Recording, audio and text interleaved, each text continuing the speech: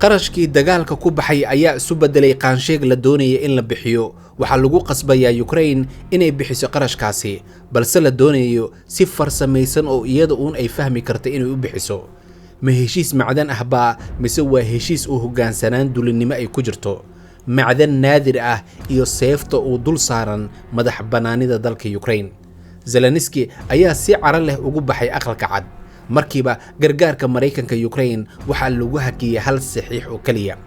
ma dagaalkii ayaa isu rogay heshiis ganacsi mise Washington waxay doonaysaa inay dib u dhisto Ukraine arinkani run ahaantii ma ahan wada xaajood ganacsi oo kaliya ee waa dagaal ku saabsan juqraafi ahaan iyo mustaqbal ahaanba haddaba si aad wax badan ugu ogaato fadlan haddii aad ku cusub tahay channelka ku soo dhawow sidaasi oo kala rukumo kuna soo dhawow channelka Buulu Xubay ha ilaawin in aad suulka inoo saarto batanka hoose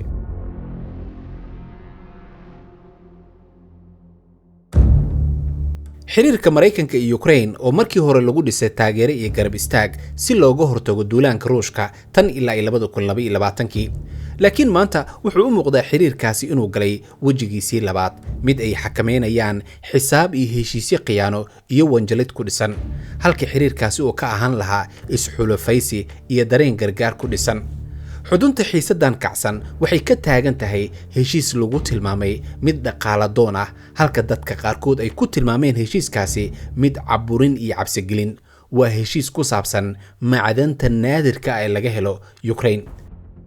bilihii la soo dhaafay xiriirkii u dhaxeeyay Mareykanka iyo Ukraine ayaa galay marxalad cusub oo ka duwan midii hore halka midkii hore uu ku dhisnaa taageero military iyo damaanad qaad siyaasadeed balse hadda waxa miiska la soo saaray arrimo dhaqaale oo aad u culus kuwaasi oo si toos u taabanaya mustaqbalka kheyraadka qaranka Ukraine laakiin sidee wada xaajoodkii socday isugu bedelay goob xiisadeed iyo cabsigelin diblomaasiyadeed waa arrinka la isweydiinaya ilaa hadda diblomaasiyaddii waxay isu bedeshay hanjabaad toosa bilowgii sanadkii 2025 xiriirkii u dhaxeeyay Mareykanka iyo Ukraine ayaa galay marxalad lama filaan ah kadib markii madaxweyne Donald Trump mar kale uu qabtay xilka dalkaasi isagoo bilaabay in cadaadis xoogan uu ku saaro Ukraine si uu ugu saxiixdo heshiis u ogolaanaya Washington inay si gaar ah u maamulato kheyraadka macdanta naadirka ee Kiev talaabadan ayaa qayb ka ah qorshe ballaaran oo Mareykanku uu ku doonayo inuu isaga baxo ku tiirsanaanta istiraatiijiyadeed uu la leeyahay Shiinaha oo hadda gacanta ku haya suuqyada caalamiga ee macdanta muhiimka ah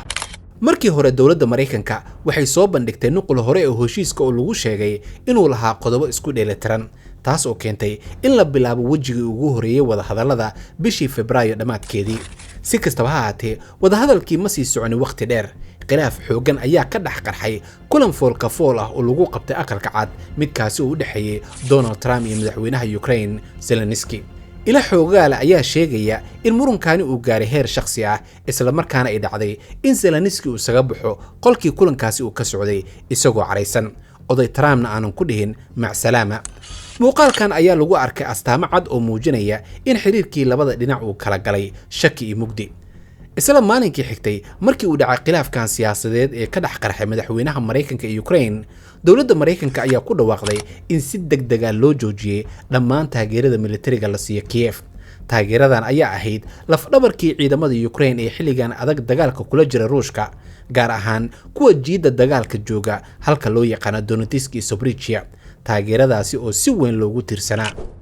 Ukraine oo u muuqatay in qarajuufo macaan lagu qabtay ayaa jawaab degdeg ah ka bixisay dad badan ayaa u arkay jawaabtaasi Kiev ka timid mid jilicsanaan ah oo cadaadis dhanka Mareykanka ka timid dawladda Kiev ayaa waxay si lama filaan ugu dhawaaqday xabad joojin aan shuruud lahayn taas oo dhalisay cara iyo dhaleeceyn ka dhex dhalatay shacabka iyo siyaasiyiinta dalkaasi bishii Maarso Washington waxay miiska soo saartay heshiis cusub oo wadnaha gooyay Kiev midaasi oo qusaysa macdanta naadirka ay ku jirta dhulka Ukraine si kastaba ha ahaatee nuqulku cusub wuxuu la yimid qodobo badan oo muran dhaliyay kuwaas oo ay ka mid yihiin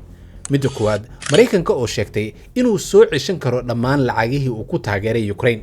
heshiisku wuxuu Mareykanka siinayaa in awood uu ku soo ceshan karo dhammaan gargaarkii iyo deeqihii uu siinay Ukraine tan ilaa ay bishii Febraayo 2022 iyadoo aysan jirin hay'ad madax banaan ama guddi xisaab celin ah oo arrinkaasi hubinaya qodobkan ayaa Kiev waxay u aragtay baad siyaasadeed iyo mid dhaqaale sababtoo ah ma jirto hab cad oo lagu ogaanayo sida loo xisaabinayo ama loo bixinayo lacagahaasi. qodobka labaad ee heshiiskan muranka dhaliyay waxaa ka mid ah in mudnaan gaar ah la siiyo shirkadaha dalka Mareykanka. waxaa sidaas oo kale heshiiskan ku jiray qodob shirkadaha dalka Mareykanka siinaya mudnaan buuxda oo ay ku maalgashan karaan, sahmin karaan, kana warshadaysan karaan macdanta Ukraine. intaa waxaa dheer, waxaa la siinayaa shirkadahaas dalkaasi Mareykanka canshuur dhaaf buuxda muddo 25 sano, taas oo la micno ah shirkadaha maxalliga ee dalkaasi Ukraine in la hareer mariyo ama la baabi'iyo fursad tartan ee cadaalad ah oo ay ka dhaxelaan dalkooda. waxaa sidaas oo kale loo ogolaanayaa in ciidamo gaar ah oo Mareykanka la geeyo goobaha macdanta laga qodayo iyadoo lagu sababeynayo dhanka ammaanka logistikada. dhinaca kale, Ukraine lama siinin wax damaanad qaada oo la xiriira faa'iidada ay ka heli doonto heshiiskani, mana jirto wax caddaynaya saamiga ay ka heli doonto dakhliga macdanta laga soo saaro dalkeeda. tani waxay keentay in madaxweynaha dalkaasi Ukraine Zelensky si cad u diido. khudbadda uu jeediyay Zelensky ay wuxuu ku sheegay in heshiiskani cusub uu yahay dukumeenti khatar gelinaya madax banaanida qaranka Ukraine, isla markaana si cad u khilaafaya dastuurka dalka iyo dadaalada lagu doonayo ku biirista midowga Yurub. Zelensky wuxuu intaa ku daray in qodobada cusub aysan ahayn kuwa laga wada hadlay ama laga gorgortamay, laakiin lagu amray in uu fuliyo, halkii laga filayay iskaashigaasi inuu noqdo mid dhaqaale oo sinaansho ku dhisan. heshiiskani oo si weyn u kala qaybiyay siyaasiyiinta Kiev, qaar ka mid ah xildhibaanada baarlamaanka ayaa si buuxda u diiday heshiiskani, iyagoo ku tilmaamay mid xadgudub ku ah madax banaanida dhaqaalaha dalkaasi. xisbiyada mucaaradka qaarkood ayaa waxay codsadeen in la qabto afti guud oo dadweyne si loo go'aamiyo in heshiiskani nuucaan la ansixi karo in kale. dhanka kale, mas'uuliyiin ka tirsan dowladda Ukraine ayaa waxay ugu baaqeen shacabka iyo siyaasiyiinta inay u wajahaan heshiiskani si ficil ah oo ay aqbalaan heshiiskani, maadaama taageerada Mareykanka ay weli tahay lafdhabarka ama tiirka difaaca dalkaasi Ukraine ee dagaalka ka dhanka Ruushka. dhowaan midowga Yurub ayaa soo saaray bayaan rasmi ah ay kaga falcelinayaan heshiisyada laba geesoodka Ukraine ee la galaysa wadamo kale, gaar ahaan Mareykanka. guddiga fulinta midowga Yurub wuxuu si cad u sheegay in heshiisyada la xiriira kheyraadka dabiiciga ah iyo madax banaanida qaranka ay tahay in lagu saleeyo heerka mabaadi'da Yurub. bayaankan ayaa loo arkay mid ka dhan ah wax kasta oo Ukraine u jihayn kara inay hoos timaada saameynta dibadeed, gaar ahaan tan Mareykanka. midowga Yurub ayaa wuxuu muujinayaa walaaciisa soo taraya oo ku saabsan Mareykanka saameynta uu ku leeyahay bariga Yurub, gaar ahaan Ukraine oo muhiim u ah xasiloonida gobolka. waxaa laga cabsi qabaa in heshiiska istiraatiijiyadeed ee Mareykanka iyo Ukraine dhexmara in meesha uu ka saaro rajooyinkii xubinnimada Yurub ee Ukraine, taas oo noqon karta mid si cad ugu leexata dariiqii midnimada Yurub. laakiin arrintan kuma koobna oo kaliya siyaasadda Yurub. loolan caalami ah u dhaxeeya Mareykanka iyo Shiinaha, gaar ahaan midda ku saabsan tiknoolajiyadda iyo kheyraadka, ayaa qayb weyn ka ah dagaalkani. macdanta naadirka ee loo adeegsado ama laga farsameeyo qalabka elektaroonikada iyo diyaaradaha dagaalka ayaa noqday mid si weyn loogu tartamo. Ukraine waxay leedahay keen macdan ah oo muhiim ah, taas oo ka dhigaysa bartilmaameed istiraatiijiyadeed oo Mareykanka uu doonayo in gacanta uu ku dhigo si uu isaga yareeyo ku tiirsanaanta Shiinaha. hase yeeshee, Washington waxay u muuqataa in Ukraine ay ku laaluushayso taageero dhaqaale iyo cadaadis siyaasadeed halkii ay la geli lahayd wadahadal siman. waxaa jira walaac laga qabo in Ukraine lagu qasbo heshiiskan oo aan u adeegayn danaha qarankeeda, balse uu adeegaya istiraatiijiyadda ballaaran Mareykanka uu leeyahay.